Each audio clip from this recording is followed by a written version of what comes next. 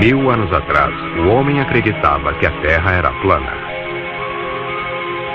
500 anos atrás, o homem acreditava que a Terra era o centro do universo e que o Sol, a Lua e as estrelas todas circundavam a Terra. Há 200 anos, o homem acreditava que era impossível que pedras caíssem do céu, pois não há pedras no céu. Os meteoritos, argumentava-se, não passavam de pedras da Terra que tinham sido atingidas por raios. 100 anos atrás, o homem acreditava que ele nunca poderia voar. O bispo Wright disse que voar era reservado para os anjos. Seus 2 filhos, Wilbur e Orville, provaram mais tarde que seu pai estava errado. Há 50 anos, Sir Harold Spencer Jones, o diretor do Observatório de Greenwich, previu que o homem jamais poria os pés na superfície da Lua. It's one small step for man,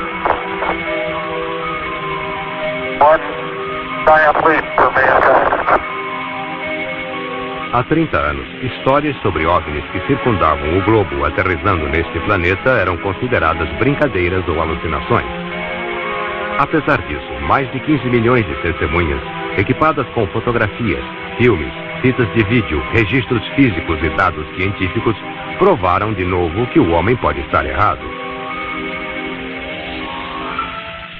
A maioria das pessoas imagina que os OVNIs sejam exatamente como são retratados em boa parte dos filmes e livros de ficção científica. Claro que essa é uma concepção relativamente recente que foi estimulada talvez por nosso conhecimento crescente do espaço. Mas aparições estranhas surgiram nos céus muito antes dos voos espaciais ou dos voos de qualquer espécie tripulados pelo homem serem possíveis. E em cada século, essas visões adquiriram identidades que falam muito sobre a visão de mundo daqueles que as viram. Alexandre o Grande e seu exército, por exemplo, foram importunados por um par de objetos voadores em 329 a.C. Quase todos os soldados fugiram do local, mas alguns dos mais corajosos ficaram firmes e tentaram atingir os discos com suas flechas e com as pedras de suas fundas. Em 1492, 4 horas antes de descobrir Terra, Cristóvão Colombo viu um objeto muito brilhante vindo do céu, entrar na água e andar lentamente pela água muito próximo ao navio em que ele estava. Esculpido em um símbolo francês cunhado em 1860, há um objeto voador com o formato de um disco que os especialistas dizem que pode ter sido uma homenagem a um OVNI visto durante o dia. O grande astrônomo britânico Edmund Halley, famoso devido ao cometa, também viu uma série de objetos aéreos inexplicados em março de 1716. Um deles iluminou o céu por mais de 2 horas e era tão brilhante que Halley conseguiu ler um texto impresso com sua luz. Houve aparições em 1897 de algo mais leve que um barco aéreo, que tinha propulsores, portinholas e faixas brilhantes de busca direcionados para o chão. Em 1917 ocorreu o que pode ter sido a maior multidão de pessoas a testemunhar um OVNI em Fátima, Portugal. 50.000 pessoas observaram admiradas um imenso disco de prata que começou a girar como um moinho de vento e a dançar no céu. Após mergulhar em direção à Terra, ele subiu de volta ao céu e desapareceu em direção ao Sol. Uma noite, durante o verão de 1948, Clyde W. Tombaugh, o astrônomo que descobriu o planeta Plutão, estava sentado nos fundos de sua casa em Las Cruces, Novo México. Ele e várias testemunhas, inclusive outros membros de sua família, viram uma nave estranha e brilhante movendo-se acima deles. Todas as testemunhas concordaram que o objeto era, sem dúvida, uma nave sólida e que era provavelmente alguma forma de aparelho extraterrestre. Pilotos da Força Aérea da Segunda Guerra Mundial relataram aparições de OVNIs sobre a Alemanha. Eles apareceram do nada e pareciam estar brincando com a aeronave. Pilotos militares os denominaram de combatentes do Fu, sendo que Fu em francês significa fogo. O major reformado da Força Aérea, Paul Deutsch, descreveu um encontro de sua tripulação ocorrido no Japão. Aquela que minha tripulação viu foi uma nave cor de laranja que acompanhou nossa aeronave por muitas milhas. O que pudemos registrar por nosso estabilizador horizontal não sabemos a que distância. É difícil de determinar. e os soldados que tinham controle de todas as armas nos bombardeiros B-29 atiraram e vimos rastros que vinham direto em nossa direção, mas nada aconteceu. Na época, achamos que era algum aparelho secreto japonês, provavelmente fabricado pelos alemães. E posso acrescentar que o pessoal baseado na Europa achou que era um aparelho alemão e os alemães acharam que era uma arma secreta aliada. Todo mundo achou que era do outro e ninguém sabia o que era.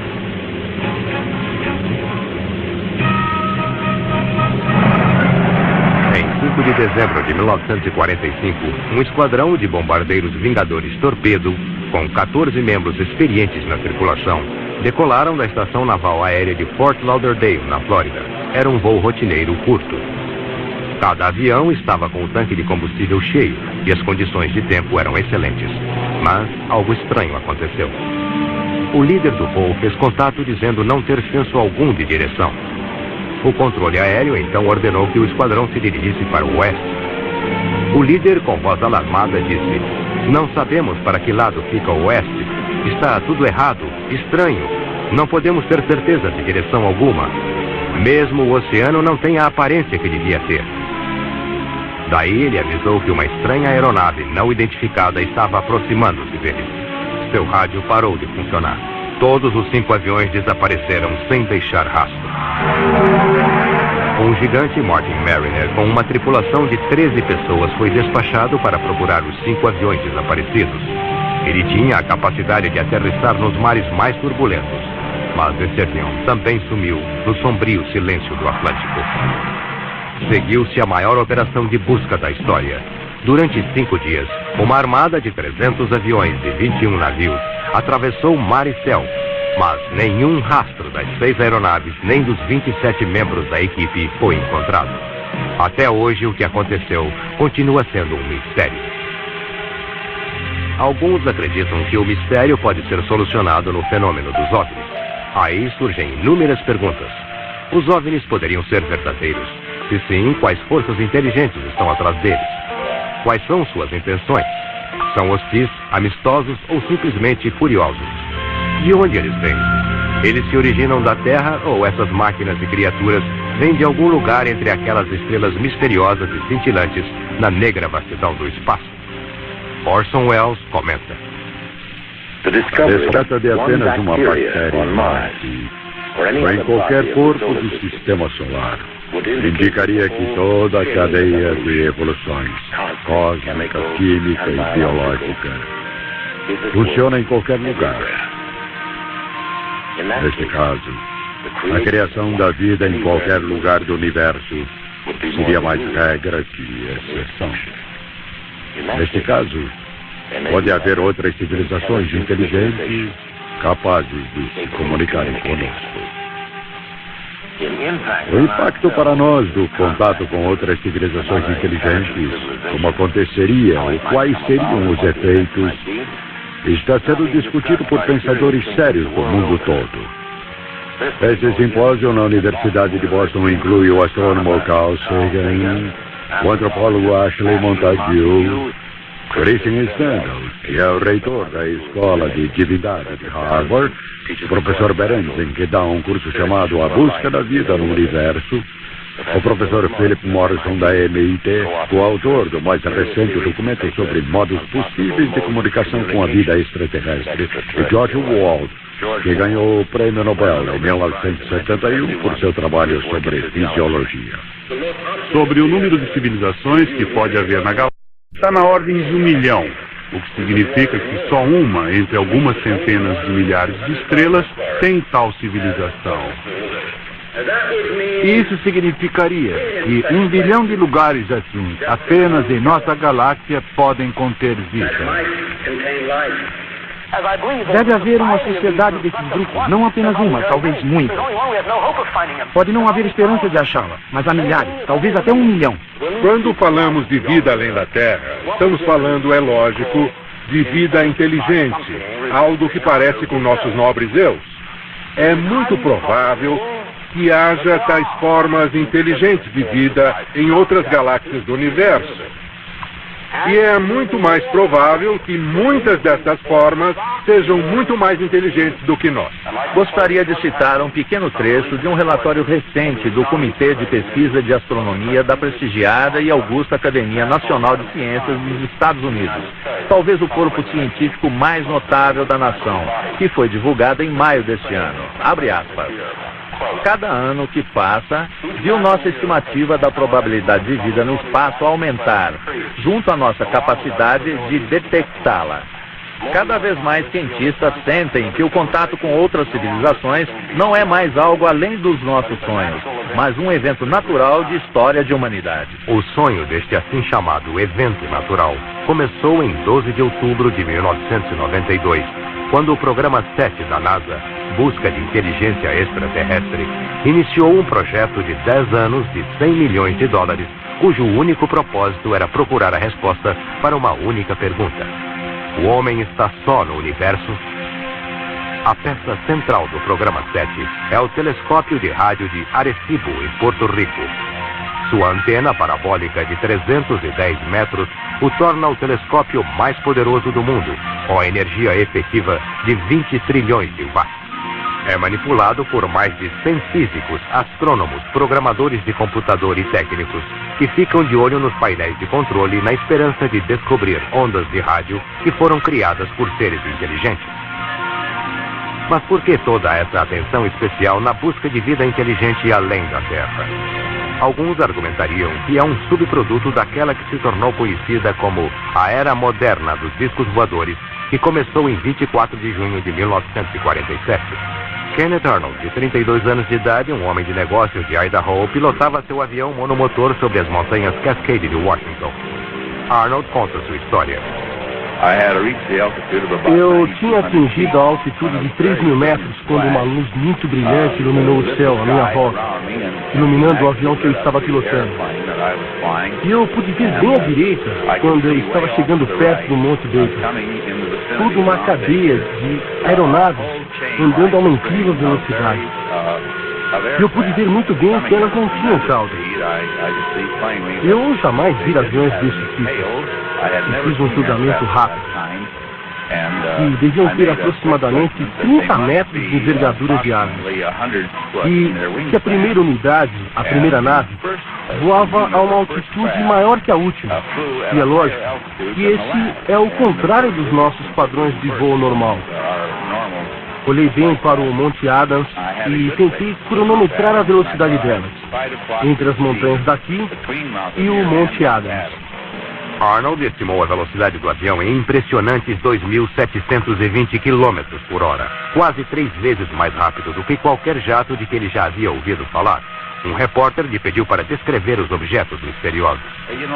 Eles sumiam, navegavam e emitiam flashes. Pegue um pires e jogue dentro d'água e ele anda a esmo. Era assim que o disco voador principal se movia. Isso foi no dia 24 de junho de 1947, que marcou o início do que é conhecida como a Era Moderna do Disco Voador. O que se seguiu seriam milhares e milhares de objetos voadores não identificados sobre a América do Norte, bem como em outras partes do mundo. Pareceu ficar pairando por 2 segundos e depois saiu do âmbito de visão em 2 ou 3 segundos, o que era muito mais rápido do que andava no início. Estávamos usando as luzes vermelhas em nosso avião, que são holofotes, apontando em direção ao OVNI, e eles reagiam, às vezes de modo audível, e faziam um movimento em direção à luz. Quando desligávamos a luz, ele voltava à sua direção original e ficava parado, de novo, mas ele reagia. Eu julguei que tivesse no mínimo 50 metros de altura. Tinha formato de disco voador, com uma cúpula alta e algo muito brilhante embaixo, com um acabamento como se fosse de porcelana. E eu recebi um choque tremendo pelo corpo todo. Meu cabelo ficou eriçado e eu tinha a sensação de eletricidade estática nos pelos dos braços e na minha cabeça. Pensei que fosse o dia do juízo final. Ele estava na frente da porta gritando para que eu saísse. Vamos sair antes que nos pegue. quando olhei, estava escuro como breu, e a essa altura, ele me segurava e gritava comigo, o que fez com que eu gritasse mais. Ele estava histérico, se é que posso explicar como eu estava. E ele dizia para que eu tirasse as crianças dali, senão ele ia nos pegar, mas eu não via nada. Olhei de novo e de repente vi uma luz brilhante, e ainda não sabia o que estava vendo. Sei que isso o assustou, mas quando vi o que ele estava olhando, achei melhor atendê-lo. Fui até o corredor, peguei minha filha e saí pela porta da frente. Ele já tinha pegado nossa filha. Quando ele voltou pela segunda vez, achei que a morte havia chegado, que era o fim. E logo que tocou no chão, iluminou toda a área. Não podíamos ver dentro, mas via-se o contorno de todo o objeto. Via-se um ponto no céu e vi que andava muito, muito depressa. Após um tempo, ficou parado no ar. Mais ou menos 1,30 m, cabeças muito grandes, sem cabelos na cabeça, sem sobrancelhas ou quaisquer pelos no rosto. E tinha os olhos muito grandes. O cheiro mais forte eu senti quando os seres chegaram mais perto de mim. Eles me olharam. Não falamos verbalmente como estamos falando agora. Era uma coisa telepática. Uma pesquisa Gallup recente calcula que 1 entre cada 2 americanos acredita na existência de OVNIs. Cerca de 15 milhões de pessoas relataram terem visto OVNIs, dos quais cerca de 2 mil foram encontros com OVNIs aterrissados e seus ocupantes. Os OVNIs foram bombardeados por aviões caça e mísseis antiaéreos, mas sem efeito.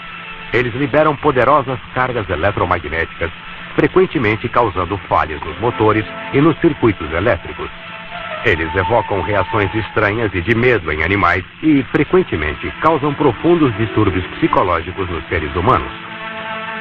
Eles têm a capacidade de se materializar como se vindos do nada, mas mais frequentemente somem como que por encanto no meio de uma aparição.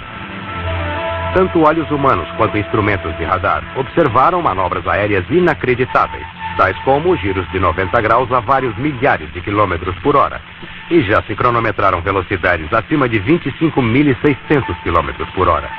Não pode restar mais nenhuma dúvida, mesmo no cético mais ardoroso, de que os OVNIs existem. A pergunta é, de onde eles vêm? Se vieram de outra galáxia, viriam de no mínimo 2 milhões de anos-luz de distância. Mesmo viajando à velocidade da luz, 298 mil quilômetros por segundo, levariam 2 milhões de anos para chegarem aqui. Mas supondo que os OVNIs tenham vindo de uma estrela distante em nossa própria galáxia, se esses visitantes espaciais viajassem 1.600.000 quilômetros por dia, levariam 70 mil anos para chegarem à Terra da estrela mais próxima, Alfa Centauro, que está a 25 trilhões e meio de milhas da Terra. Outras estrelas estão milhares de vezes mais distantes no espaço. Estimativas conservadoras indicam que uma espaçonave com 10 pessoas e viajando a 5 anos-luz, de ida e volta para um sistema estelar vizinho, a 70% da velocidade da luz, consumiria 500 mil vezes a quantidade de energia usada nos Estados Unidos em um ano. Mas há outras complicações na viagem espacial. O espaço não é um vácuo, mas contém gás cósmico, poeira e partículas. O vencedor do prêmio Nobel, o professor Edward Purcell, de Harvard, salienta que um veículo espacial que viaja à velocidade da luz colidiria com esse material espacial na forma de radiação e com o impacto da colisão de várias centenas de bombas atômicas. Na tarde de 7 de janeiro de 1948, um objeto voador não identificado na aérea de Godman, em Fort Knox, em Kentucky. A torre da base enviou 4 jatos F-51 para investigar. O líder do voo, capitão Thomas S. Mantell, relatou ter visto um objeto às 15 horas e 15 minutos. Ele se separou da formação em perseguição ao objeto. Poucos minutos depois, ele mandou um rádio para a torre. Estou me aproximando agora para dar uma boa olhada. Está diretamente à frente e acima, e ainda se movimenta à metade da minha velocidade. A coisa parece metálica e de um tamanho imenso. Vou subir a 6.500 metros e, se não me aproximar, abandono a perseguição. Essas foram as últimas palavras do capitão Mantell. Mais tarde, naquele dia, seu corpo foi achado em um campo próximo, os destroços de seu avião espalhados por 1 quilômetro em volta. Houve muitas outras aparições naquele ano. Em julho de 1948, o Comando Aéreo Estratégico em San Antônio relatou ao diretor do FBI, J. Edgar Hoover, que uma aeronave não identificada foi vista por um piloto, pelo copiloto e mais alguns passageiros da Eastern Airlines que voavam sobre Montgomery, Alabama. A aeronave foi descrita como sendo um tipo não convencional sem asas e parecia, de modo geral, com um foguete desses que aparecem em histórias em quadrinhos. Foi descrito como tendo janelas, ser maior que o avião da Eastern Airlines e estar viajando a uma velocidade estimada de 4.320 km por hora. Por pouco, ele não colidiu com o avião da Eastern Airlines. Em um memorando do FBI datado de 14 de março de 1949, vem o seguinte relatório. A Força Aérea acredita que discos voadores sejam mísseis construídos pelos homens e não fenômenos naturais, e que há cerca de 4 anos soube-se que algum tipo de discos voadores estavam sendo testados pelos russos. Determinou-se posteriormente que a maioria dos discos voadores vistos por pessoas nos Estados Unidos aproximaram-se deste país vindo da direção norte e voltando na mesma direção, indicando a forte possibilidade de terem vindo da Rússia.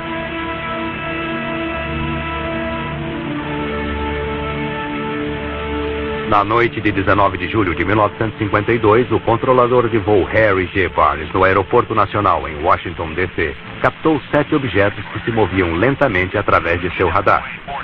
Ele ligou para a Força Aérea de Andrews e soube que eles estavam vendo sinais luminosos idênticos em seu radar. 2 jatos F-94 puseram-se imediatamente a sondar os céus sobre Washington, onde eles não encontraram absolutamente nada. Assim que os jatos se afastaram, os sinais luminosos reapareceram nas telas do radar, permanecendo lá até o amanhecer. Uma semana depois, Harry Barnes captou mais 10 objetos pelo radar. A base da Força Aérea de Andrews confirmou que os mesmos objetos desconhecidos também estavam em seus radares. Barnes ligou para o Pentágono e mais 2 jatos vieram voando ruidosamente sobre Washington. Mas, desta vez, os OVNIs permaneceram visíveis nas telas e um dos caças-bombardeiros informou ter visto algo com 4 luzes. A uma certa altura, o piloto informou pelo rádio que as luzes estavam cercando o seu avião, mas logo os OVNIs partiram rapidamente, desaparecendo na noite. Mais tarde, naquela manhã, Harry Barnes deu esse depoimento, abre aspas. Não há outra conclusão a que eu possa chegar, a não ser que durante 6 horas na manhã de 26 de julho, havia pelo menos 10 objetos não identificáveis se movimentando acima de Washington. Não eram aeronaves comuns, nem, em minha opinião, algum fenômeno natural pode explicar essas manchas em nosso radar. Fecha aspas. O Pentágono foi inundado de perguntas por parte da imprensa, e o presidente Harry Truman pediu ao secretário de Defesa Florestal que descobrisse o que estava acontecendo na Terra ou fora dela. Em 27 de outubro de 1952, o FBI divulgou este memorando. A inteligência aérea ainda crê que os discos voadores sejam ilusões ópticas ou fenômenos atmosféricos, mas alguns oficiais militares estão considerando seriamente a possibilidade de existência de naves interplanetárias. O jornalista e investigador Frank Edwards, autor de Discos Voadores, um Assunto Sério, fez o seguinte comentário. Esse é o comunicado de Frank Edwards. Se são reais ou não os discos voadores, oficialmente chamados de objetos voadores não identificados. Em 24 de dezembro de 1959, o inspetor-geral da Força Aérea notificou a todos os comandantes da base aérea que os discos voadores eram um problema sério. O governo dos Estados Unidos transmitiu ordens aconselhando os militares como reconhecer os OVNIs, como se comunicar caso os vissem e como lidar com seus fragmentos. A extensão deste fenômeno, lenta mas seguramente, tornou-se de conhecimento público através de uma montagem paciente de partes das provas, na medida em que se tornavam disponíveis, pesando os depoimentos resguardados dos cientistas e das agências militares envolvidas no estudo de objetos voadores não identificados. Veremos que são realmente um assunto sério. A variedade de testemunhas de OVNIs é interminável. Incluem pessoal militar da Força Aérea, Marinha e Corpo de Fuzileiros, especialistas de radar, engenheiros aeronáuticos, controladores de tráfego aéreo, astrônomos, agentes do FBI, Polícia Estadual e Municipal, pilotos e tripulação da American, United, Eastern, Pan American, Northwest, Western e TWA também constam da lista de testemunhas. Milhões no Reino Unido, França, Austrália, América do Sul, México e outras nações pelo mundo todo viram OVNIs. Durante 18 anos, o falecido Dr. J. Allen Hynek comandou a investigação de OVNIs da Força Aérea, chamada de Projeto Livro Azul, e foi reconhecido como a maior autoridade mundial em OVNIs. Após compilar no computador cerca de 63 mil aparições, ele declarou: o fenômeno dos OVNIs é sem dúvida um fenômeno de nossos tempos. É extremamente enigmático e exige uma grande variedade de opiniões. Independente do que se pense sobre OVNIs, independente do que se creia que seja absurdo ou que represente algo muito real, 3 fatos se sobressaem, 3 fatos que ninguém pode negar. O primeiro é que relatos sobre OVNIs existem. O segundo é que relatos sobre OVNIs vêm do mundo inteiro. E o terceiro é que muitos são feitos por pessoas altamente responsáveis e que muitas vezes têm preparo científico. Nós, cientistas, não temos provas positivas da origem nem da realidade dessas estranhas naves. Mas sabemos que os relatórios são muito reais. Para achar a resposta para este magnífico enigma científico, o fenômeno dos OVNIs, temos que fazer uma abordagem com a mente aberta para podermos explorar todas as explicações possíveis. Entre aqueles que alegaram ter visto OVNIs estava o senador Barry Goldwater, que disse, abre aspas, discos voadores, objetos voadores não identificados ou como quer que queiram chamá-los, são verdadeiros, fecha aspas. O astronauta Gordon Cooper disse, abre aspas, acredito que esses veículos extraterrestres e suas tripulações estejam visitando este planeta oriundos de outros planetas, e obviamente são muito mais adiantados tecnicamente que nós na Terra, fecha aspas. O príncipe Philip da Inglaterra é um fanático por discos voadores. Ele faz meticulosamente gráficos de todas as aparições importantes de discos voadores em um mapa de parede gigantesco no seu estúdio particular no Palácio de Buckingham. O general Douglas MacArthur foi o comandante supremo de todas as forças aliadas no Pacífico Sul durante a Segunda Guerra Mundial. Ele acreditava em OVNIs e até autorizou um relatório de cerca de 20 mil páginas. Durante um de seus últimos discursos à catecisce de West Point, ele disse, senhores, a próxima guerra não será uma guerra internacional, mas uma guerra intergaláctica. Ele acreditava não apenas que os OVNIs existiam em outros planetas, mas também que eram hostis. Em uma noite de outono de 1969, o governador da Geórgia, Jimmy Carter, preparava-se para um discurso na pequena cidade de Leary, quando ele viu um objeto brilhante no céu ocidental. Carter descreve sua experiência. Estávamos em cerca de 20 pessoas na frente de um pequeno restaurante, se não me engano. Em um desses locais de almoço. Quando uma espécie de luz verde apareceu no céu a leste, creio que foi logo ao entardecer. E cada vez ficava mais e mais brilhante, até desaparecer. Não era uma substância sólida, mas uma luz muito estranha. Nenhum de nós entendeu o que era.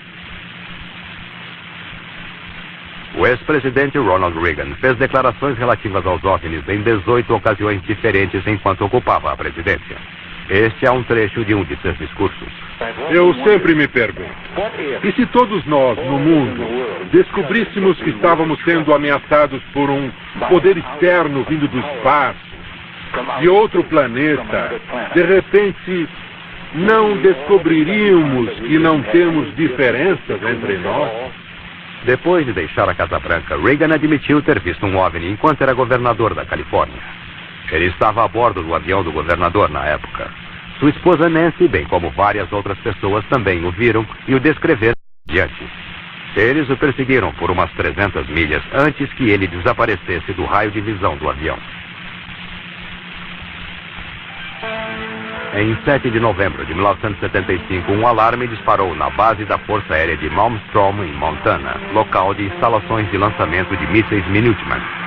Um time de alerta de sabotagem foi imediatamente para o local, onde viu um disco laranja brilhante do tamanho de um campo de futebol pairando sobre a área.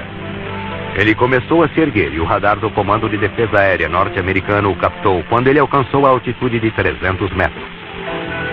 2 caças-bombardeiros F-106 foram despachados de Great Falls, Montana, para interceptar a aeronave.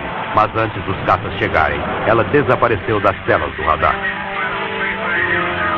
No dia seguinte, houve mais aparições, tanto visuais como por radar, sobre a base.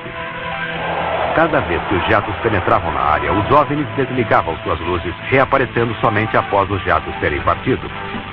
Nos 8 meses seguintes, 130 relatos semelhantes foram registrados no diário da base e no condado vizinho. Um dos primeiros e mais ilustres estudiosos de OVNIs foi Donald E. Keyhoe, um bacharel da Academia Naval e major reformado do Corpo de Fuzileiros. Em uma publicação de janeiro de 1950 da revista True, ele escreveu um artigo de grande alcance sobre os OVNIs. O artigo causou uma sensação instantânea e tornou-se um dos artigos mais amplamente lidos e discutidos do dia. Ele alegava que nenhuma de suas fontes de alto nível falaria sobre OVNIs, o que ele considerava como uma prova poderosa de que algo tremendamente importante estava sendo acobertado. Isso não vem do porta-voz da Força Aérea, nem do porta-voz do projeto. Eles simplesmente estão seguindo ordens. Essas ordens mandavam dar evasiva quanto a todas as aparições de OVNIs o mais rápido possível, assim que se tornassem públicas, negando que OVNIs realmente existam. Não estamos escondendo nada. As investigações são feitas públicas. As explicações, quando elas existem, foram tornadas públicas. Mais tarde, ele se tornou diretor do Comitê de Investigação Nacional sobre Fenômenos Aéreos, onde ele interrogou muitas agências do governo acerca do possível envolvimento ou conhecimento que tinham sobre os OVNIs. Segue um trecho de uma carta do FBI em resposta a uma das indicações do Major Keyhoe. Em resposta à sua carta de 22 de setembro de 1958, este departamento não tem informação sobre objetos voadores não identificados que possa ser divulgada. Isto não significa que esse departamento tenha informações relativas a objetos voadores não identificados que não possam ser divulgadas. Possíveis comunicações com veículos extraterrestres de outro planeta, caso o objeto voador não identificado prove ser extraterrestre, não é função do Federal Bureau of Investigation. Assinado John Edgar Hoover, diretor do FBI.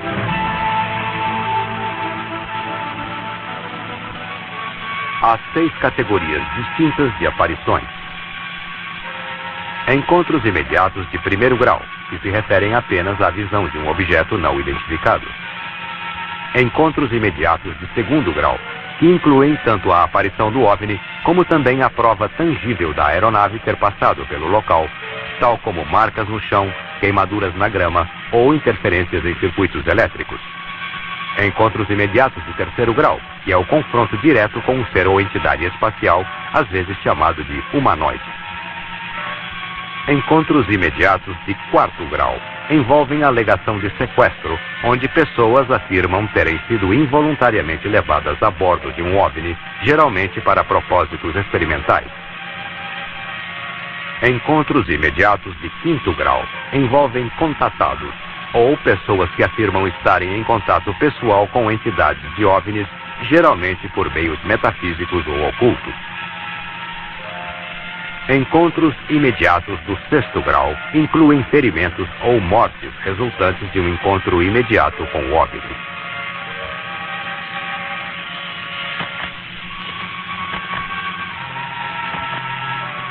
Uma das maiores ondas de aparições de OVNIs na história moderna ocorreu em 1965, com mais de 500 casos relatados durante apenas os meses de verão.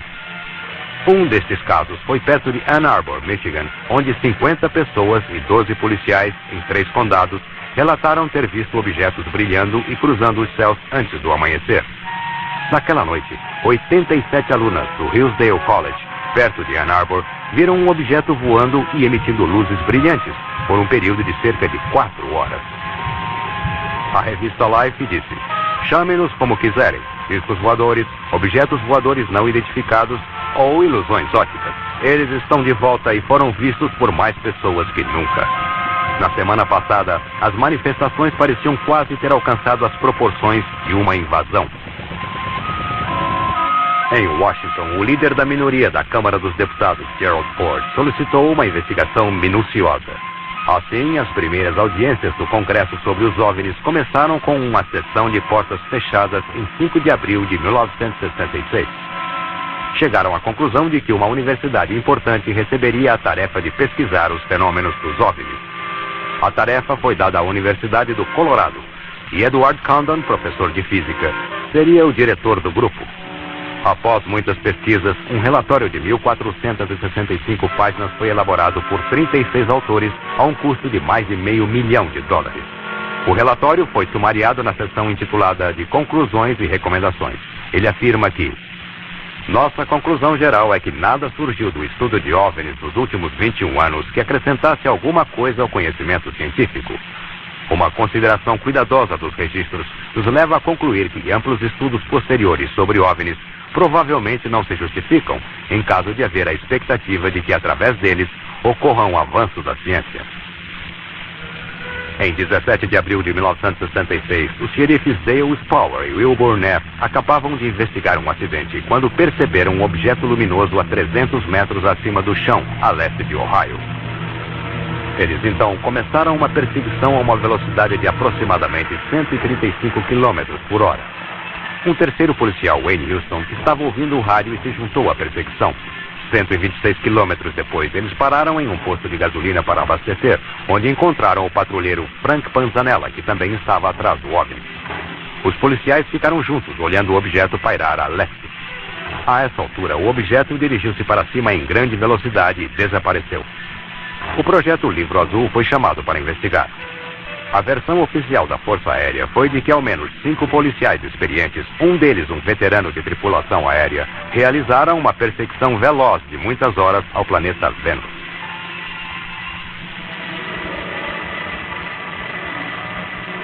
Por mais de 20 anos, de 1948 até 1969, a Força Aérea dos Estados Unidos esteve encarregada de investigar relatos de OVNIs.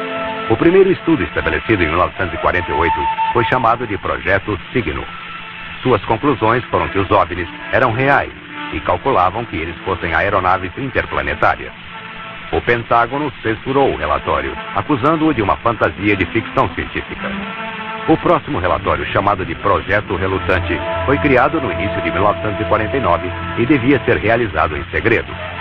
Os críticos dessa investigação se queixavam de que a Força Aérea queria controlar toda a pesquisa sobre os OVNIs e que sua autoridade superior parecia negar ou dar explicações vagas a todas as aparições. O projeto Relutante não durou muito e foi dissolvido oficialmente em dezembro de 1949. No entanto, houve muitos relatos recentes sobre aparições de OVNIs no Novo México e assim a Força Aérea lançou um novo estudo conhecido como Projeto Vislumbre. Um posto de observação foi montado no Novo México e foi equipado de câmeras, telescópios e outros equipamentos ópticos.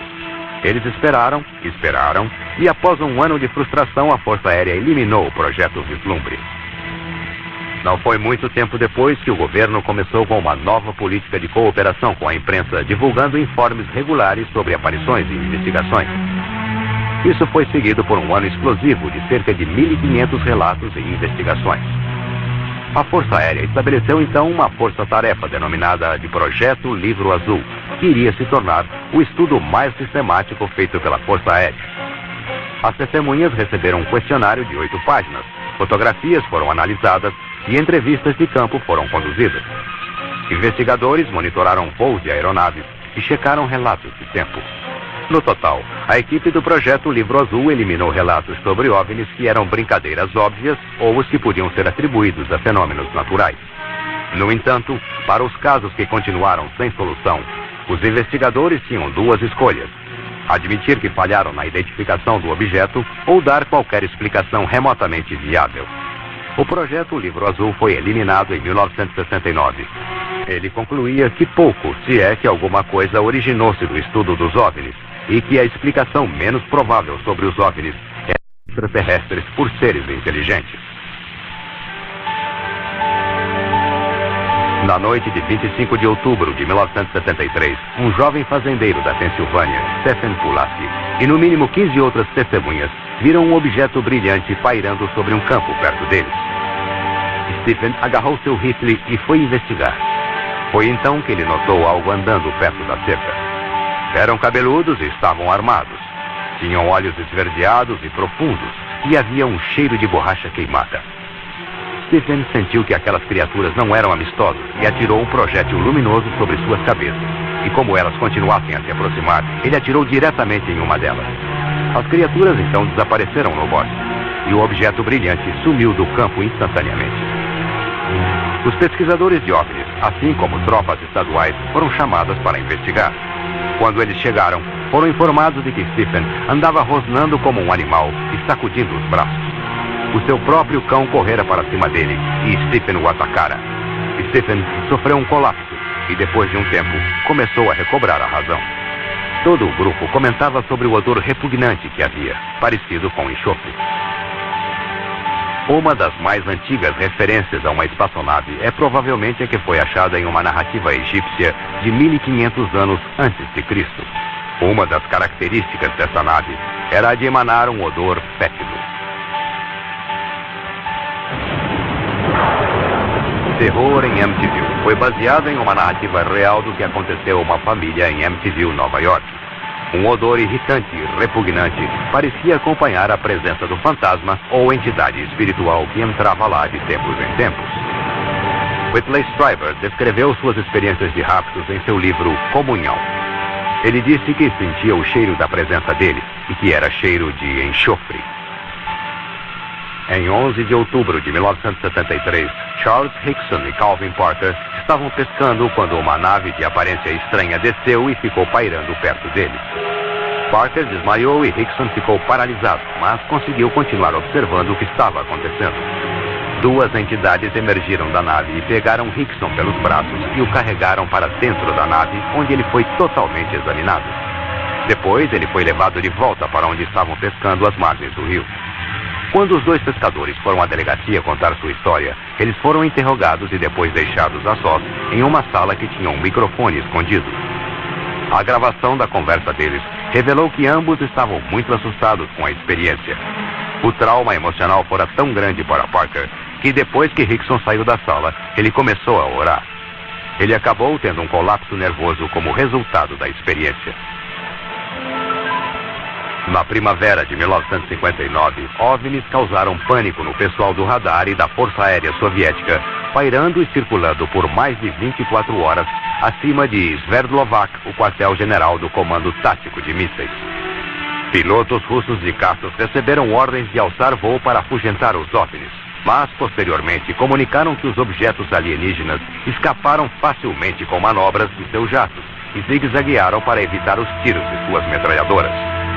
A espaçonave russa Salyut 6 voltou para a Terra em 1978, depois de 96 dias em órbita.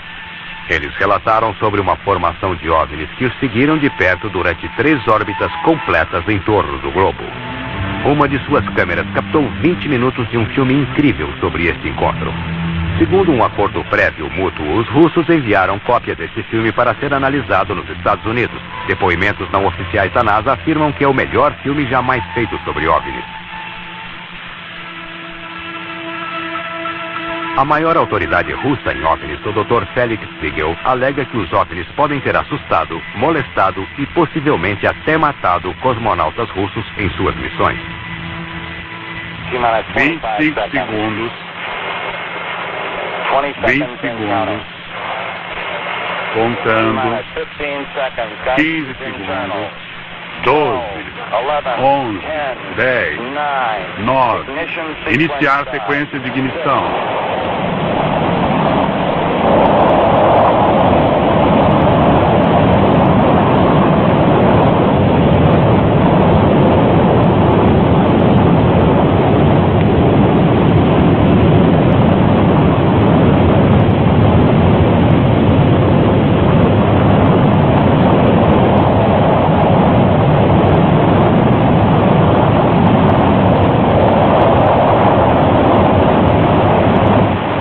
Pelo menos 6 missões espaciais, astronautas dos Estados Unidos encontraram OVNIs. O jornalista Frank Edwards registra o seguinte incidente. Quando o Major Cooper estava fazendo sua órbita final da Terra em maio de 1963, ele estava se aproximando de Perth, na Austrália, à noite. De repente, o Major Cooper passou um rádio para a estação de rastreamento, avisando que um disco de luz verde estava se aproximando com uma pálida luz vermelha ao lado. Estava viajando de leste para oeste, o que nenhum satélite feito pelo homem é capaz de fazer. 200 pessoas na estação de rastreamento observaram o objeto através de sua aparelhagem. Viram ele se aproximar de Cooper e dar uma guinada, afastando-se e dirigindo-se rapidamente para o espaço. Foi apenas o primeiro de muitos casos iguais. Todos os astronautas americanos, desde Gordon Cooper, também foram abordados por objetos voadores não identificados e cada vez os OVNIs aproximaram-se mais dos astronautas e cada vez permaneciam um pouco mais de tempo. Em 1969, o Major Edward McDivitt fotografou um desses objetos, perto da cápsula na qual ele estava orbitando a Terra, sobre o Oceano Pacífico. E quando a fotografia divulgada pela Administração Espacial e Aeronáutica mostrava claramente uma coisa brilhante e no formato de um ovo que libera uma trilha visível do seu sistema propulsor. Quanto mais estudamos as provas que estão sendo reunidas por toda a Terra, mais inescapável é a conclusão de que o homem deveria se preparar para o maior evento na história humana, a consciência de que estamos para fazer contato ou sermos contatados por seres de outros lugares no universo. O falecido general Douglas MacArthur disse que esse confronto seria o maior desafio que o homem jamais teve que enfrentar. Será que estamos preparados para ele? Quando e se ele vier? Relatório de Frank Edwards. Frank Edwards, reporter. As Gemini 5, 10 e 11 tiveram encontros semelhantes. O astronauta Edgar Mitchell estava tão convencido da existência de OVNIs que se aposentou do Programa Espacial dos Estados Unidos para se dedicar em período integral à investigação dos OVNIs. Durante nossa primeira missão à Lua, o controle da missão registrou a seguinte transmissão de ruídos estranhos que foram ouvidos na espaçonave Apollo 11.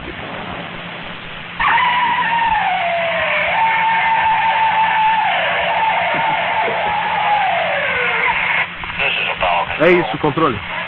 Não sabemos o que é. Ouvimos ruídos estranhos vindos da Apollo 11. Se é que é da Apollo 11. Talvez devêssemos checar depois com a missão para saber o que são esses ruídos estranhos.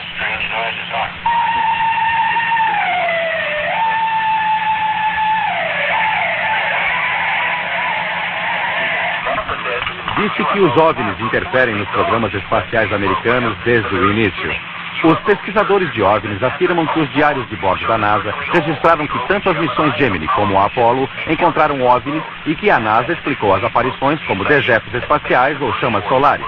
Mas alguns dos seus próprios astronautas discordam. Aparições de OVNIs foram relatadas por James Lovell, James McDivitt, Wally Schirra, Dick Slayton, Gordon Cooper e outros. Em março de 1989, ocorreram transmissões estranhas durante um voo espacial. Um operador de rádio amador de Maryland captou a voz do piloto da Discovery, Coronel John Blaha, falando em um canal secreto da NASA. Houston, aqui é a Discovery. Ainda estamos com a aeronave alienígena sob observação. Houston, aqui é a Discovery. Ainda estamos com a aeronave alienígena sob observação. O Dr. J. Allen Hynek explica em uma teoria alternativa que poderíamos estar tratando com algo de outra dimensão. Um dos aspectos mais intrigantes das aparições dos OVNIs é seu aparente isolamento no espaço e tempo. As aparições costumam acontecer em um lugar e um tempo e duram pouco. Às vezes aparecendo do nada e sumindo para o nada. Isso sugere muito mais uma realidade paralela do que, digamos, visitas de um planeta distante, e nesse caso seria de se esperar que ficassem por mais algum tempo. O jornal britânico Flying Saucer Review, revista do disco voador, foi fundado em 1955 e é amplamente reconhecida como a melhor publicação sobre OVNIs do mundo. Ela é escrita por cerca de 50 especialistas mundiais que dirigem as principais investigações sobre OVNIs. Ainda assim, um depoimento oficial do editor Gordon Creighton é surpreendente. Abre aspas. Parece não haver qualquer dessas naves ou seres sejam oriundos do espaço. Fecha aspas. Encontros imediatos do quarto grau são de longe os mais assustadores. Daqueles que afirmam ter sido sequestrados por alienígenas e levados contra sua vontade, talvez o caso mais famoso tenha sido o de Betty e Barney Hill. Sua história começou na noite de 19 de setembro de 1961, quando estavam voltando à sua casa de New Hampshire de férias no Canadá. Eles viram um ponto distante de luz que parecia se mover a esmo. Quando se aproximou, a luz se tornou mais intensa. Betty Hill se recorda. Essa nave surgiu do topo da montanha, saiu da rodovia e parou no meio do ar. Barney pegou o binóculo e saiu do carro, tentando identificar a nave. Quando fez isso, ele viu um grupo de figuras em pé nas janelas, olhando para ele. E uma dessas figuras lhe disse: "Não tenha medo. Continue olhando, continue se mexendo, fique aí, não tenha medo. Nenhum mal vai lhe acontecer. Mas fique aí." E a nave começou a descer. E Barney voltou ao carro dizendo: Temos que sair daqui, vão nos capturar." E fomos voando pela estrada. Eles chegaram em casa sem maiores incidentes, mas nos dias e meses seguintes eles tiveram pesadelos, retrospectos e extrema ansiedade. Eles também foram incapazes de dar conta de mais do que 2 horas entre a hora em que encontraram o OVNI e a hora em que chegaram em casa. Onde foi parar o tempo que falta? O que aconteceu? Eles procuraram um psiquiatra e, através de hipnose, Betty e Barney Hill narraram uma história muito mais estranha do que aquela que tinham escondida em suas mentes conscientes. Pisamos no breque e o motor do carro parou. Eles se separaram. Veio um de cada lado e nos tiraram para fora. Levaram-nos por um caminho pelo bosque e levaram-nos a bordo. Fizeram um exame físico em nós. Fomos sequestrados. Betty Hill lembra-se de conseguir fornecer uma descrição detalhada de seus sequestradores alienígenas. Eles eram todos baixos. O líder, eu diria, tinha a minha altura, um pouco mais alto que eu. Eu tenho 1,50 m. Era careca, não tinha cabelo, não tinha sobrancelhas, nem cílios e sem lobos de orelhas. Sem orelhas, pelo que me lembre. Olhos muito grandes, nariz achatado e pequeno e lábios finos. Betty Hill disse que eles estavam muito interessados na sexualidade humana e que eles se comunicavam através de uma forma de telepatia que parecia uma voz alta e clara dentro de suas cabeças. Bud Hopkins escreveu vários livros sobre OVNIs, inclusive O Tempo que Faltava e Os Intrusos. Ele é um dos maiores especialistas em casos de sequestro, também conhecidos como encontros imediatos do 4º grau. Agora chegamos à conclusão que, com sequestros, há envolvimento com seres humanos, que este é o centro de todo o fenômeno OVNI. E, na realidade, quando as pessoas veem OVNIs, é muito possível que elas estejam vendo algo que está a caminho ou chegando de um sequestro.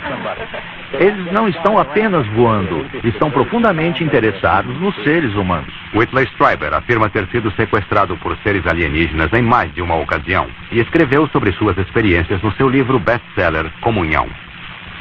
Desde que escrevi Comunhão, recebi cerca de 55 mil cartas de pessoas que acham que coisas semelhantes aconteceram com elas.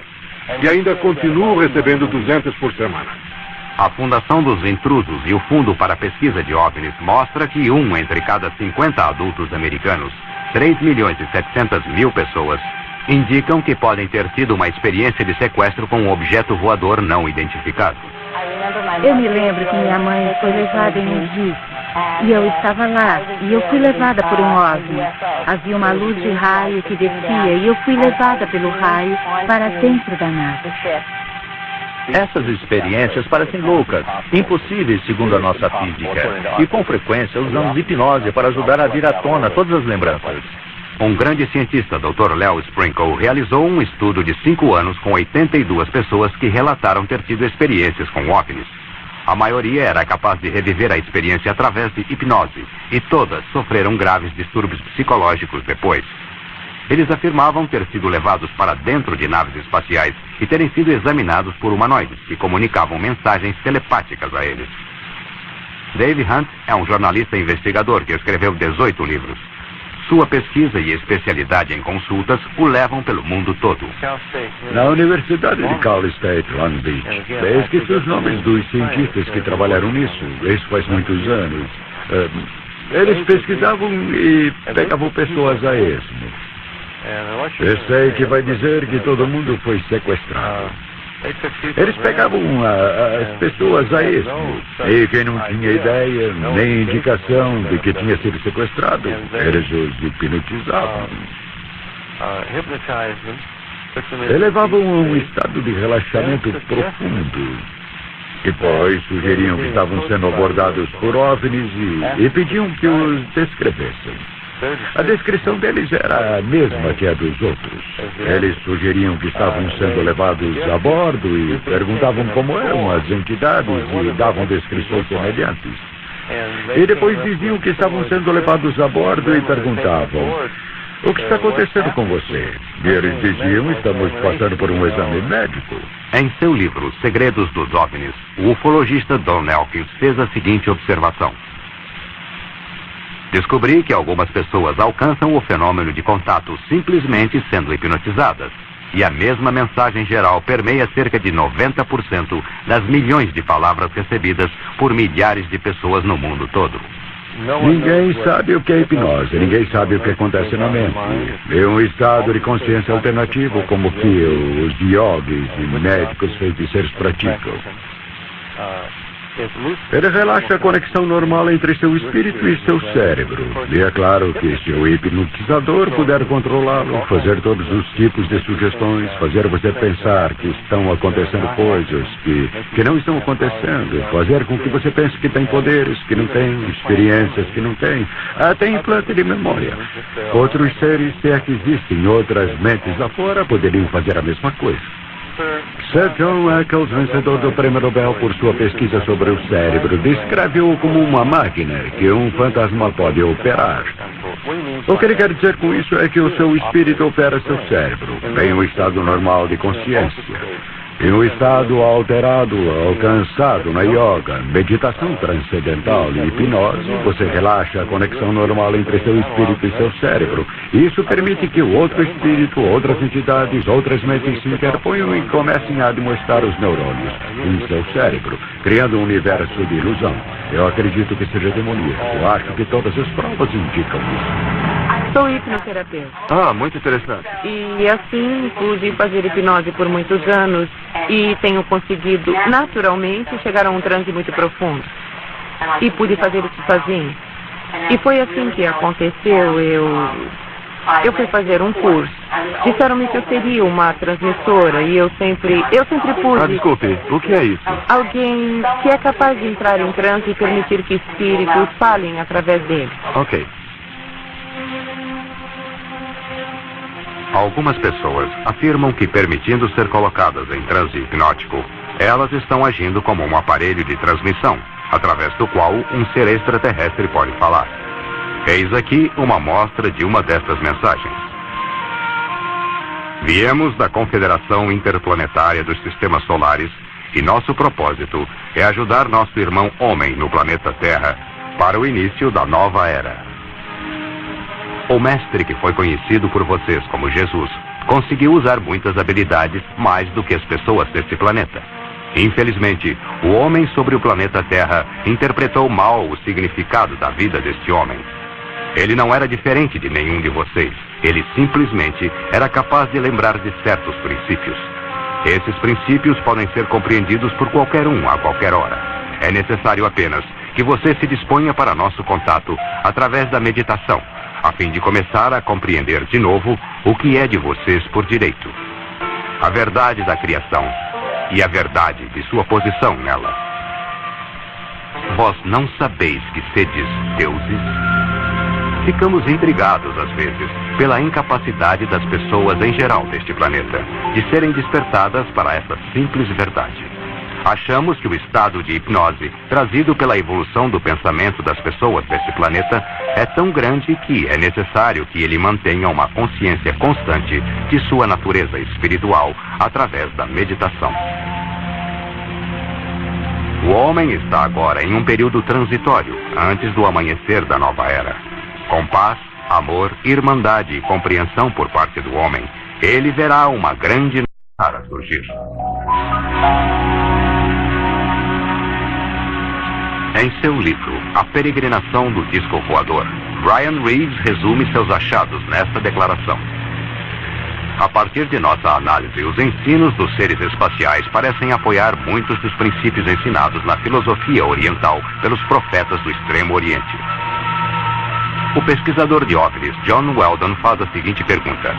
É possível pensar que, literalmente, milhares de extraterrestres genuínos voariam milhares de anos-luz simplesmente para ensinar a filosofia da nova era, negar o cristianismo e apoiar o oculto? E por que as entidades, na verdade, se apossam e habitam pessoas, como fazem os demônios, se forem realmente extraterrestres evoluídos? O Dr. Pierre Guérin, um eminente cientista associado ao Conselho Nacional Francês de Pesquisa Científica, conclui que a conduta dos OVNIs é mais adequada à magia do que à física como a conhecemos, e que os ovninautas modernos e os demônios do passado são provavelmente idênticos. A palavra demônio em grego vem da raiz que significa conhecimento ou inteligência, significando que os demônios têm acesso ao conhecimento e à informação negada aos mortais comuns. Depois do que aconteceu comigo, as experiências de comunhão, decidi que poderia ser boa ideia aceitar a ideia do diabo, caso seja isso o que eu vi. Se você olhar de perto para a vida do mundo, verá a obra do mal no mundo. Parece haver, atrás disso, um tipo de maquinário que está muito além do acidente da vida humana. Você pode literalmente hipnotizar as pessoas, lhes dizer que é um gato no colo delas, que elas o verão, vão ouvi-lo ronronar, vão mimá-lo e senti-lo. Ele não está lá fisicamente. Você diz ao gato para arranhá-lo, sabe? E para tirá-los de lá, terá marcas de arranhão em suas bochechas. Um objeto não físico sob as condições adequadas pode deixar evidência física. Acho que é demoníaco. É o poder espiritual de alguma espécie para o qual não há explicação física. Você não pode explicar isso pelas leis da química e da física, tais como as conhecemos. John Keel é um renomado especialista em OVNIs e escreveu inúmeros livros e artigos sobre o assunto. Considerando-se um agnóstico, ele fez esta declaração. Milhares de livros têm sido escritos sobre o assunto da demonologia, que é um estudo antigo e erudito sobre monstros e demônios. As manifestações de ocorrências descritas nesta literatura são idênticas ao fenômeno dos OVNIs. Vítimas de possessão demoníaca sofrem dos mesmos sintomas médicos e emocionais que os contatados dos OVNIs. Eu diria que fui atacado por algo vindo do desconhecido e não possuído por ele. Espero que nunca tenha sido possuído. Acho que há os que possam discordar disso. Eu não acho que tenha sido uma loucura. Se saiu da minha mente, veio de uma parte da mente que é universal a todos nós. Como Stryber, há milhares de outros que sentiram algo mau e demoníaco. Algo que está ali, sondando as pessoas, inspecionando, pondo pensamentos em suas mentes e manipulando seus corpos. Eu sei de coisas diferentes que estão ocorrendo dentro do meu corpo, que ainda estou sendo visitado. Estou trabalhando em um projeto em que permito que os espíritos em casas mal assombradas falem através de mim. Tem encontros imediatos do terceiro grau, o primeiro filme que surgiu sobre OVNIs. Na casa em que a mãe e o garotinho moravam, os brinquedos começaram a correr e os parafusos se soltavam na presença dos OVNIs. O que o filme estava dizendo era que as mesmas pessoas que dirigem os OVNIs estão nas casas assombradas. E eu diria que isso é absolutamente verdadeiro. Em 1969, a Gráfica Oficial dos Estados Unidos divulgou uma publicação de 400 páginas intitulada OVNIs e Assuntos Relacionados, uma bibliografia anotada. A autora era a escritora de bibliografias da Biblioteca do Congresso, senhorita Lynn E. Catou. Durante sua pesquisa, ela leu cerca de 1000 artigos, livros e outras literaturas. Ela resume seus achados no prefácio da bibliografia. Uma grande parte da literatura OVNI disponível está ligada de perto ao misticismo e ao metafísico. Trata de assuntos como telepatia mental, psicografia e entidades invisíveis, bem como de fenômenos como manifestações de poltergeist e possessão. Muitos dos relatos de OVNIs que estão sendo publicados agora na imprensa popular contam sobre possíveis incidentes que são extremamente semelhantes à possessão demoníaca e fenômenos psíquicos que são conhecidos há muito tempo pelos teólogos e parapsicólogos. Esse documento foi compilado para a Força Aérea dos Estados Unidos e está agora na Biblioteca do Congresso. O Dr. Jacques Vallée falou às Nações Unidas sobre OVNIs e foi o modelo para Lacombe no filme de Steven Spielberg, Encontros Imediatos do Terceiro Grau. Ele é autor de 8 livros sobre OVNIs e foi amplamente reconhecido como o melhor cientista investigador no âmbito da pesquisa de OVNI. No seu livro Mensageiros do Engano, Vallée diz que um paralelo impressionante pode ser feito entre os ocupantes de OVNIs e a concepção popular dos demônios. E em seu livro, Confrontos, ele escreve: os exames médicos aos quais os sequestrados dizem que estão submetidos costumam acompanhar manipulação sexual sádica, que lembra os contos medievais de encontros com demônios.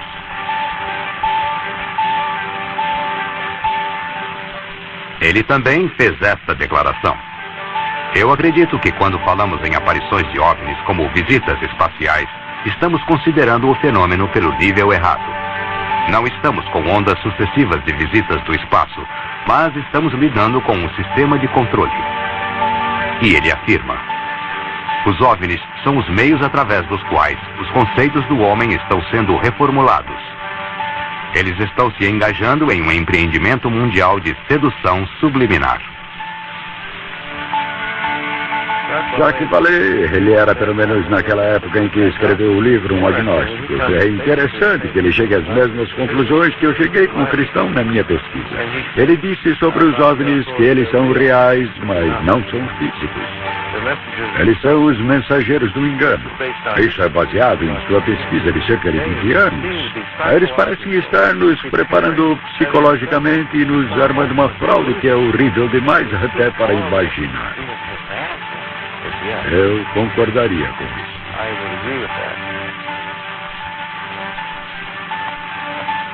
O Dr. I.D.E. Thomas vem de uma longa linhagem de pastores galeses. Ele é atualmente o pastor titular da primeira igreja batista de Maywood, Califórnia, e escreveu vários livros que tiveram ampla circulação. No seu livro, A Conspiração Ômega, o Dr. Thomas explica os fenômenos de objetos voadores não identificados e oferece uma explicação que poderia identificar seres que os operam. Por mais incrível que essa explicação possa parecer, pensemos no antigo ditado de Heráclito, que há 500 anos antes de Cristo disse: por ser às vezes tão inacreditável, a verdade deixa de ser conhecida. A resposta a tudo isso e a solução deste enigma cósmico pode ser achada no antigo livro de Gênesis. No capítulo 6 contam-nos um evento realmente surpreendente e bizarro. Os filhos de Deus viram as filhas dos homens e viram que eram lindas. E sentiram luxúria por elas. E casaram-se com elas e tiveram filhos com elas. Nos últimos 500 anos, a maioria dos eruditos, inclusive os evangélicos, interpretaram os filhos de Deus como os bons filhos de Sete, e as filhas dos homens como as filhas más de Caim. Eles adotaram essa interpretação porque a outra é muito bizarra e estranha. A interpretação antiga e, na minha opinião, a correta, é que os filhos de Deus eram seres demoníacos, anjos caídos, e que desceram à terra e sentiram luxúria pelas filhas dos homens, casaram-se com elas e produziram esta progenie surpreendente, esta progenie híbrida dos Nefílias. E a própria palavra Nefílias não significa gigantes, vem da raiz Nefal, os caídos. Os antigos pais cristãos, nos primeiros 4 séculos, homens como Irineu, Tertulion, Ambrose, durante 400 anos não conheceram outra interpretação, exceto que a de que os filhos de Deus eram seres angélicos. Joséfos, um historiador judeu cosmopolita, diz o mesmo. Lemos isso no livro de Jó, que quando Deus fez a fundação da terra, os filhos de Deus gritaram de alegria. É óbvio que os filhos de Deus não podiam ser seres humanos se não tivessem sido criados por eles. Se esse fosse o caso de casamentos mistos entre homens bons e mulheres más, é na verdade surpreendente que Deus tenha feito o julgamento que ele fez. Deus tomou a si a ação de acabar com a raça humana. E a única família que foi deixada intacta para restabelecer e repovoar um novo mundo foi a família de Noé. Soubemos que Noé era perfeito em suas gerações. A palavra perfeito não significa, neste caso, moralmente perfeito, pois sabemos da história de Noé, especialmente pelo que aconteceu depois do dilúvio, que Noé não era perfeito. Isso significa, então, que como o bezerro para o sacrifício pascal, esse bezerro tinha que ser imaculado, fisicamente puro, sem máculas. Esse parece ter sido o caso de Noé. A única família que permaneceu não contaminada por esses seres estranhos que apareceram do espaço. A única linha que era pura e limpa do ponto de vista de Deus para começar um novo mundo e uma nova civilização. Jesus disse: como nos dias de Noé, assim será nos dias da vinda do Filho do Homem. Dentre todos os patriarcas e profetas do Velho Testamento, a chave da profecia, acima de todas as outras, é Noé. E algo aconteceu nos tempos de Noé, algo que era uma característica distinta do seu tempo, que não aconteceu nem antes nem depois. Guerras, fomes, pestilências e desastres naturais sempre aconteceram. Mas algo aconteceu nos dias de Noé, e foi a mais sinistra e bizarra de todas as coisas que aconteceram, que foi o casamento misto entre a raça angélica e a raça humana. E é claro que a mente atrás disso tudo foi um outro anjo, um anjo caído, Lúcifer. Nós acreditamos, como acontecia naqueles dias, que podemos estar à beira de uma outra invasão que virá do espaço, que Satanás não desistirá, fará outra tentativa, talvez o ataque final sobre a raça humana para afastar os homens e mulheres de sua adoração a Deus. Se ele tentou antes, inevitavelmente tentará de novo, seduzindo a raça humana, enviando essas assim chamadas entidades do espaço, seres demoníacos. Ele tentará fazer com que as pessoas do mundo todo o adorem, privando Deus da adoração devida a ele. Felizmente nós sabemos qual será o resultado final. Mas esse ataque final ao ômega, que virá no fim dos tempos, poderá provocar a volta de Jesus Cristo para salvar os seus. Satanás falhou antes e a Bíblia prevê que ele falhará de novo. Sabemos enfaticamente pelas palavras de Deus que o reino deste mundo vai se tornar o reino de nosso Deus e de seu Cristo. Satanás fará a tentativa, mas nosso Deus é maior que tudo, e é Ele que está no mundo. Satanás em pessoa se mascara como sendo um anjo da luz. 2 Coríntios, capítulo 11, versículo 14. A vinda do que não segue a lei estará de acordo com o trabalho de Satanás, exibido em todos os tipos de falsos milagres, sinais e maravilhas, e em todo tipo de mal que engana aqueles que estão perecendo. 2 Tessalonicenses, capítulo vindo do céu, entrar na água e andar lentamente pela água, muito próximo ao navio em que ele estava. Esculpido em um símbolo francês cunhado em 1860, há um objeto voador com o formato de um disco que os especialistas dizem que pode ter sido uma homenagem a um OVNI visto durante o dia. O grande astrônomo britânico Edmund Halley, famoso devido ao cometa, também viu uma série de objetos aéreos inexplicados em março de 1716. Um deles iluminou o céu por mais de 2 horas e era tão brilhante que Halley conseguiu ler um texto impresso com sua luz. Houve aparições em 1897 de algo mais leve que um barco aéreo, que tinha propulsores, portinholas e faixas brilhantes de busca direcionados para o chão. Em 1917 ocorreu o que pode ter sido a maior multidão de pessoas a testemunhar um OVNI em Fátima, Portugal. 50.000 pessoas observaram admiradas um imenso disco de prata que começou a girar como um moinho de vento e a dançar no céu. Após mergulhar em direção à Terra, ele subiu de volta ao céu e desapareceu em direção ao Sol. Uma noite, durante o verão de 1948, Clyde W. Tombaugh, o astrônomo que descobriu o planeta Plutão, estava sentado nos fundos de sua casa em Las Cruces, Novo México. Ele e várias testemunhas, inclusive outros membros de sua família, viram uma nave estranha e brilhante movendo-se acima deles. Todas as testemunhas concordaram que o objeto era, sem dúvida, uma nave sólida e que era provavelmente alguma forma de aparelho extraterrestre.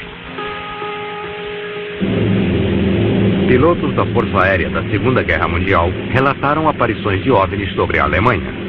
Eles apareceram do nada e pareciam estar brincando com a aeronave. Pilotos militares os denominaram de combatentes do Feu, sendo que Feu em francês significa fogo. O major reformado da Força Aérea, Paul Deutsch, descreveu um encontro de sua tripulação ocorrido no Japão. Aquela que minha tripulação viu foi uma nave cor de laranja que acompanhou nossa aeronave por muitas milhas. O que pudemos registrar por nosso estabilizador horizontal, não sabemos a que distância. É difícil de onde eles vêm. Eles se originam da Terra ou essas máquinas e criaturas vêm de algum lugar entre aquelas estrelas misteriosas e cintilantes na negra vastidão do espaço? Orson Welles comenta. A descoberta de apenas uma bactéria em Marte ou em qualquer corpo do sistema solar indicaria que toda a cadeia de evoluções cósmica, química e biológica funciona em qualquer lugar.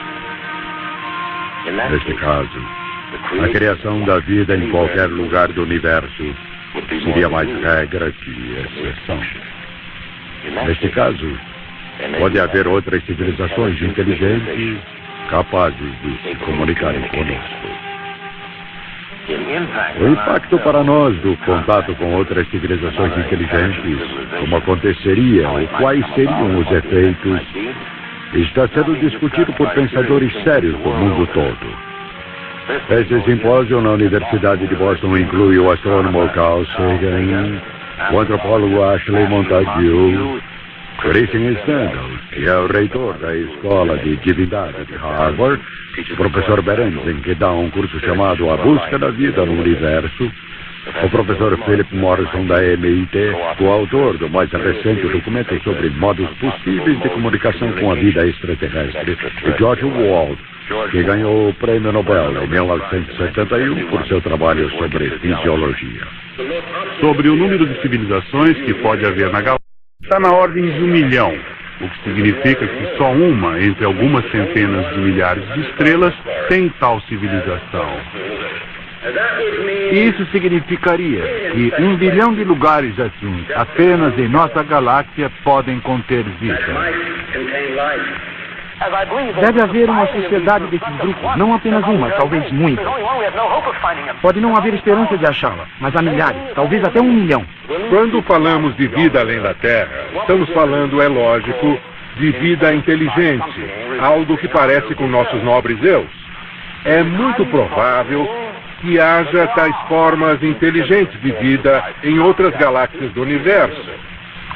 E é muito mais provável que muitas dessas formas sejam... Determinar, e os soldados que tinham controle de todas as armas nos bombardeiros B-29 atiraram e vimos rastros que vinham direto em nossa direção, mas nada aconteceu. Na época, achamos que era algum aparelho secreto japonês, provavelmente fabricado pelos alemães. E posso acrescentar que o pessoal baseado na Europa achou que era um aparelho alemão e os alemães acharam que era uma arma secreta aliada. Todo mundo achou que era do outro e ninguém sabia o que era.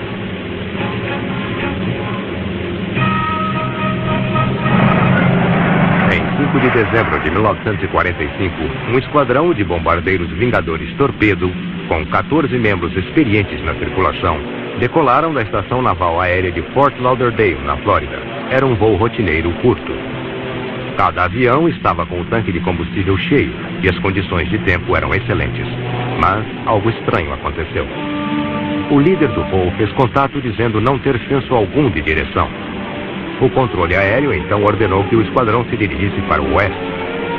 O líder, com voz alarmada, disse: "Não sabemos para que lado fica o oeste. Está tudo errado, estranho. Não podemos ter certeza de direção alguma. Mesmo o oceano não tem a aparência que devia ter. Daí ele avisou que uma estranha aeronave não identificada estava aproximando-se deles. Seu rádio parou de funcionar. Todos os 5 aviões desapareceram sem deixar rastro. Um gigante Martin Mariner com uma tripulação de 13 pessoas foi despachado para procurar os 5 aviões desaparecidos. Ele tinha a capacidade de aterrissar nos mares mais turbulentos, mas esse avião também sumiu no sombrio silêncio do Atlântico. Seguiu-se a maior operação de busca da história. Durante 5 dias, uma armada de 300 aviões e 21 navios atravessou mar e céu, mas nenhum rastro das 6 aeronaves nem dos 27 membros da equipe foi encontrado. Até hoje, o que aconteceu continua sendo um mistério. Alguns acreditam que o mistério pode ser solucionado no fenômeno dos OVNIs. Aí surgem inúmeras perguntas. Os OVNIs poderiam ser verdadeiros? Se sim, quais forças inteligentes estão atrás deles? Quais são suas intenções? São hostis, amistosos ou simplesmente curiosos? Muito mais inteligentes do que nós. Gostaria de citar um pequeno trecho de um relatório recente do Comitê de Pesquisa de Astronomia da prestigiada e augusta Academia Nacional de Ciências dos Estados Unidos, talvez o corpo científico mais notável da nação, que foi divulgado em maio deste ano. Abre aspas. Cada ano que passa, viu nossa estimativa da probabilidade de vida no espaço aumentar, junto à nossa capacidade de detectá-la. Cada vez mais cientistas sentem que o contato com outras civilizações não é mais algo além dos nossos sonhos, mas um evento natural de história de humanidade. O sonho deste assim chamado evento natural começou em 12 de outubro de 1992, quando o programa 7 da NASA, Busca de Inteligência Extraterrestre, iniciou um projeto de 10 anos de 100 milhões de dólares, cujo único propósito era procurar a resposta para uma única pergunta. O homem está só no universo? A peça central do programa 7 é o telescópio de rádio de Arecibo, em Porto Rico. Sua antena parabólica de 310 metros o torna o telescópio mais poderoso do mundo, com a energia efetiva de 20 trilhões de watts. É manipulado por mais de 100 físicos, astrônomos, programadores de computador e técnicos que ficam de olho nos painéis de controle na esperança de descobrir ondas de rádio que foram criadas por seres inteligentes. Mas por que toda essa atenção especial na busca de vida inteligente além da Terra? Alguns argumentariam que é um subproduto daquela que se tornou conhecida como a Era Moderna dos Discos Voadores, que começou em 24 de junho de 1947. Kenneth Arnold, de 32 anos de idade, um homem de negócios de Idaho, pilotava seu avião monomotor sobre as montanhas Cascade de Washington. Arnold conta sua história. Eu tinha atingido a altitude de 3.000 metros quando uma luz muito brilhante iluminou o céu à minha volta, iluminando o avião que eu estava pilotando. E eu pude ver bem à direita quando eu estava chegando perto do Monte Baker. Toda uma cadeia de aeronaves andando a uma incrível velocidade. E eu pude ver muito bem que elas não tinham cauda. Eu jamais vi aviões desse tipo. E fiz um julgamento rápido. 1000 anos atrás, o homem acreditava que a Terra era plana. 500 anos atrás, o homem acreditava que a Terra era o centro do universo e que o Sol, a Lua e as estrelas todas circundavam a Terra. Há 200 anos, o homem acreditava que era impossível que pedras caíssem do céu, pois não há pedras no céu. Os meteoritos, argumentava-se, não passavam de pedras da Terra que tinham sido atingidas por raios. 100 anos atrás, o homem acreditava que ele nunca poderia voar. O bispo Wright disse que voar era reservado para os anjos. Seus 2 filhos, Wilbur e Orville, provaram mais tarde que seu pai estava errado. Há 50 anos, Sir Harold Spencer Jones, o diretor do Observatório de Greenwich, previu que o homem jamais poria os pés na superfície da Lua. It's one small step for man, one giant leap for mankind. Há 30 anos, histórias sobre OVNIs que circundavam o globo aterrissando neste planeta eram consideradas brincadeiras ou alucinações. Apesar disso, mais de 15 milhões de testemunhas, equipadas com fotografias, filmes, fitas de vídeo, registros físicos e dados científicos, provaram de novo que o homem pode estar errado. A maioria das pessoas imagina que os OVNIs sejam exatamente como são retratados em boa parte dos filmes e livros de ficção científica. Claro que essa é uma concepção relativamente recente que foi estimulada talvez por nosso conhecimento crescente do espaço. Mas aparições estranhas surgiram nos céus muito antes dos voos espaciais ou dos voos de qualquer espécie tripulados pelo homem serem possíveis. E em cada século, essas visões adquiriram identidades que falam muito sobre a visão de mundo daqueles que as viram. Alexandre o Grande e seu exército, por exemplo, foram importunados por um par de objetos voadores em 329 a.C.